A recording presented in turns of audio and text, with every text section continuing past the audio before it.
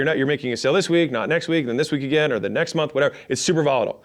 When you get to 7 figures, it's more consistent. You get it to be reliable.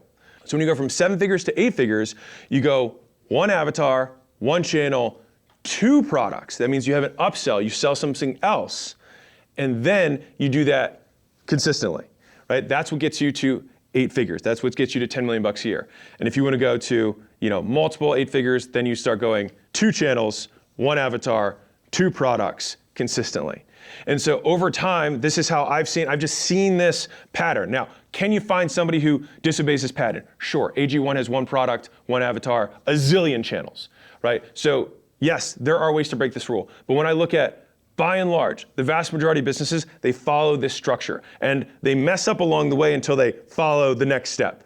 And you'll notice that scaling up to 8 figures, and even sometimes a little beyond that, you're still only focused on 1 avatar. And I'm going to talk about this in a lot of depth in one of the later advice points because it's super important and this may be one of the bigger unlocks you could have in the business.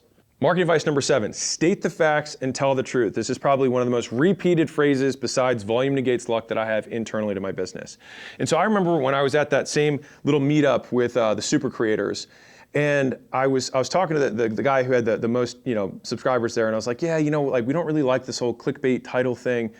And he looked at me with disgust, and he was like, you absolutely make clickbait titles. He said, you just back it up with truth. And he's like, so it's crazy clickbaity. He's like, but it also happens to be true. And I remember when he said that to me, and I was like, shit, that's real.